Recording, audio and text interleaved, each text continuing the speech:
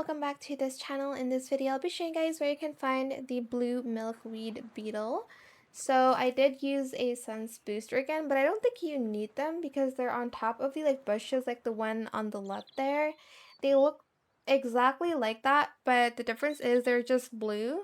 In a minute, I'm able to find them, but I do generally just use the sense booster for smaller bugs because I think butterflies are easier to get. So this is what the bug looks like. Not a big fan of this. I'm not a big fan of anything that looks like the milkweed beetles that they have in the game, but it's fine. You'll find the bug in Forest Island, so where the truffles are. So yeah, that is where the blue milkweed beetle is. I hope it was helpful for you guys. Don't forget to like, comment, share, and also subscribe to this channel if you haven't done that already.